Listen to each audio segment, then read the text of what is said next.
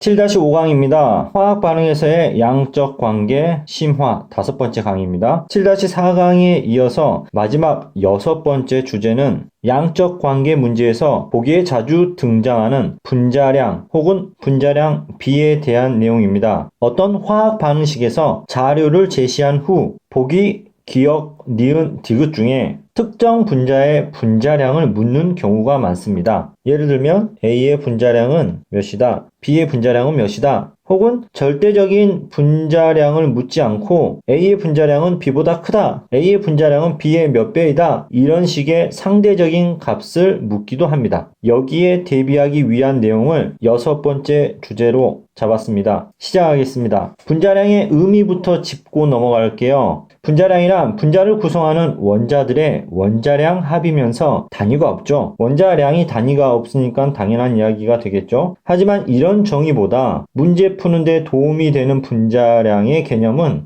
분자 1몰에 해당하는 질량에서 그램 단위를 뺀 값으로 생각하는 게 편하겠죠.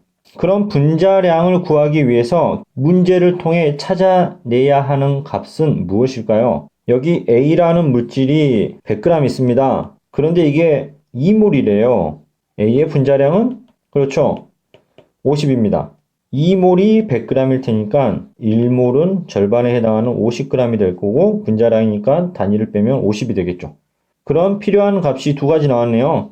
질량값과 그 물질에 대한 몰수, 혹은 기체의 경우에는 부피에 대한 정보를 줄 수도 있습니다. 그리고 결국 분자량을 구하기 위해서는 질량값을 몰수로 나눴죠. 그리고 단위만 빼줬습니다. 다시 정리하면 결국 분자량을 얻기 위해서 주어진 물질의 질량을 몰수로 나누었다. 우리는 양론 문제에서 분자량에 대한 질문이 나오면 머릿속으로 반사적으로 떠올려야 될 것이 몰분의 질량입니다. 이건 중얼거리듯이 암기하고 있어야겠죠? 몰분의 질량, 몰분의 질량. 그리고 이 몰수에 대한 정보는 주어진 화학 반응식의 개수로부터 힌트를 얻을 수가 있습니다. 아직 감이 안 오죠? 이해를 위해서 관련된 예제를 같이 한번 풀어볼게요. 다음과 같은 화학 반응식이 있다고 가정합시다. 반응 전에는 A와 B가 각각 10g, 20g이 준비되어 있고요. 반응 후에는 A는 존재하지 않고, 즉 A가 한 개의 반응물이라는 말이네요. B와 C만 존재하는데 이때 B가 15g이 남았다고 합니다. 자, 여기서 질문입니다. A, B, C 물질의 분자량 B는 하고 물었다고 가정을 합시다. 한번 도전해 볼래요?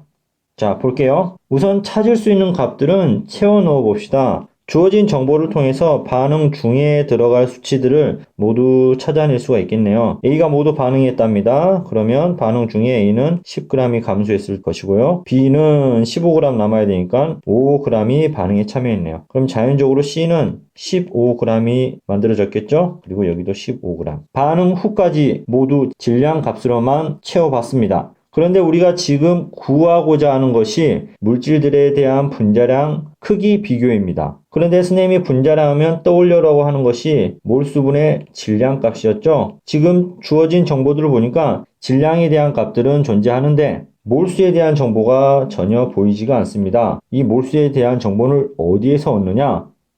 제가 7-2강 개수에 숨겨진 비밀이라는 주제로 강의할 때 첫 번째로 이런 말을 했습니다. 강의 때 썼던 판서를 가져와 볼게요. 화학 반응식의 개수는 반응 중에 들어갈 물질량을 결정한다. 그런데 이 물질량은 몰이나 부피로 볼 수 있다 라고 이야기를 했습니다. 즉 개수가 곧 반응 중에 들어가는 물질의 몰수에 비례한다 라고 보아도 된다는 겁니다. 그럼 위에 나와 있는 개수를 살펴보면 1대 2대 2가 되어 있네요. 그러면 우리가 정확하게 각 물질에 대한 절대적인 분자량을 계산하는 것이 아니라 그냥 크기만 비교하면 됩니다. 그래서 그냥 마음 편하게 여기에 나와 있는 이 개수들을 그냥 반응 중에 나와 있는 물질의 몰수로 간주해버리고 계산하더라도 분자량 크기 비교에는 문제가 되지 않는다는 겁니다. 즉, 이 10g이 그냥 개수를 보고 1몰이다 라고 생각해 버리고 5g은 2몰, 15g은 2몰 이렇게 생각해 버려도 된다라는 겁니다. 다시 말하지만 절대적인 분자량을 계산하는 게 아니에요. 자, 그러면 바로 대입해서 풀어보겠습니다. 지금 분자량 B를 물어봤는데 A의 분자량 대 B의 분자량 대 C의 분자량을 비교해 본다고 합시다. 자, 분자량을 이렇게 표현하겠습니다. 자, 문제를 풀어볼게요. 각각의 분자량은 몰수분의 질량인데 A 같은 경우는 1몰이고 10g 질량이 이렇게 되어 있죠. 그래서 1분의 10, B는 2분의 5, C는 2분의 15 이렇게 하면 비교가 되겠죠. 간단하게 나타내 주기만 하면 되겠네요. 그러면 각각을 2로 곱해주게 되면 25, 15가 되고 5로 약분하면 4대 1대 3이 되네요. 자, 이런 식으로 해서 분자량에 대한 크기를 간편하게 비교할 수 있습니다. 자, 이건 어디까지 예제고요. 실제 문제에서는 이렇게 계수들을 쉽게 주어지지 않는 경우가 많죠. 계수도 찾아야 되고 분자량도 비교해야 되고 이런 경우가 많습니다. 다음 강의에서는 실제 분자량에 대한 내용을 연습해 볼 수 있는 문제를 풀어보도록 하겠습니다. 이상입니다. 수고하셨습니다.